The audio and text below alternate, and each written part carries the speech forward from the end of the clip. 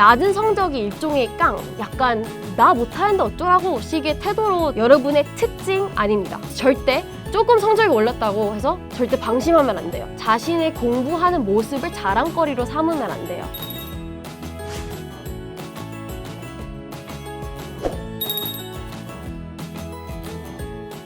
헬로, 수박씨.com 공부덕후TV 이지영이에요. 오늘은 꼴등 탈출법에 대해 알려줄게요. 선배님 고대생 아닌가요? 고대 가려면 항상 1등 해야 되지 않나요? 라고 생각할 수 있는데 저는 중고등학교 때 항상 1등 갈 수 있는 성적은 아니었어요.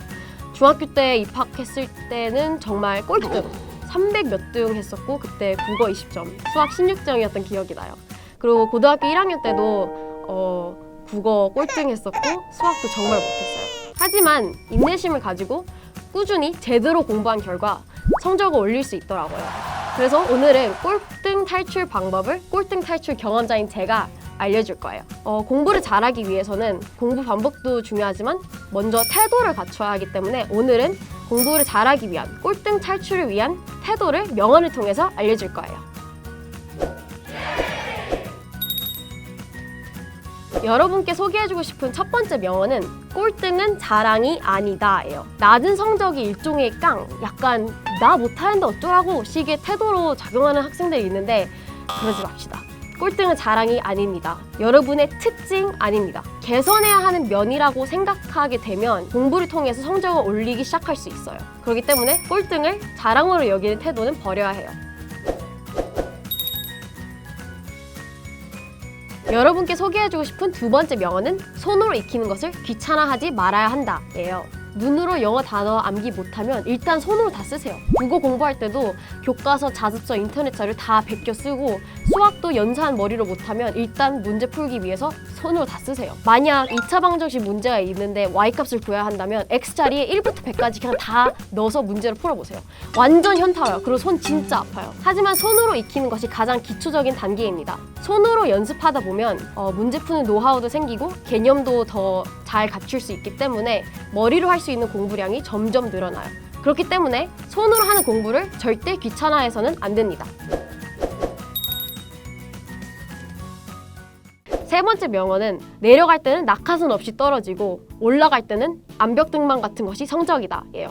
조금만 공부 안 하면 수직 낙하하는 것이 성적이고 올릴 때는 정말 애써야 하는 것이 또 성적이에요. 그래서 절대 조금 성적이 올랐다고 해서 절대 방심하면 안 돼요. 제가 중학교 때 정말 열심히 공부해서 꼴등에서 16등을 올린 경험이 있었는데 제가 중2병 걸려서 조금 놀았어요.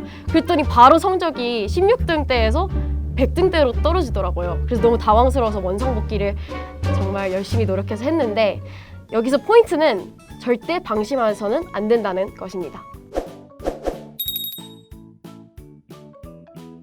네 번째 명언은 1등 말고 자기 바로 앞등수 사람과 자신을 비교해라 예요.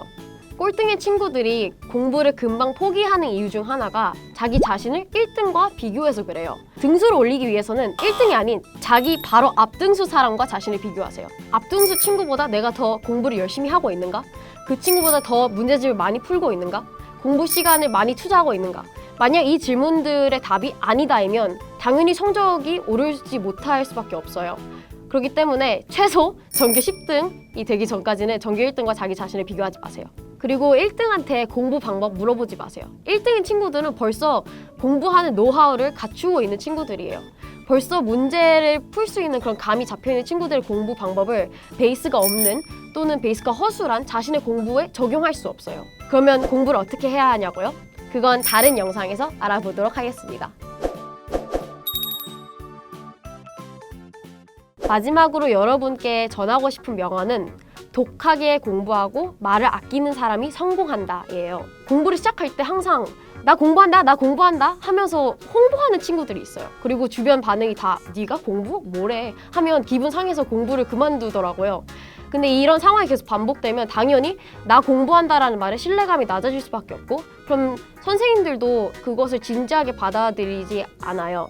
공부는 말을 아끼며 시작하고 말을 아끼며 끝내는 것입니다. 묵묵히 공부하며 자신의 공부하는 모습을 자랑거리로 삼으면 안 돼요. 그래야지만 오로지 공부에만 집중할 수 있어요. 정말 공부를 제대로 열심히 했다면 말하기도 전에 결과가 여러분을 빛내줄 것입니다. 그리고 진지하게 공부에 임하는 모습을 꾸준히 보여주면 선생님들도 그 진심을 알아봐 주시고 더 많이 도와주실 거예요. 그렇기 때문에 말을 아끼고 공부에만 집중해보세요. 태도는 공부라는 건물의 기반이에요. 마음 급하게 공부 방법만 찾지 말고 조금 성적이 낮고 그리고 공부 자체가 스트레스라면 자신의 태도를 좀 되돌아볼 필요가 있어요. 지금까지 수박씨.com 공부덕후TV의 이지영이었습니다. 여러분을 응원해요. 끝!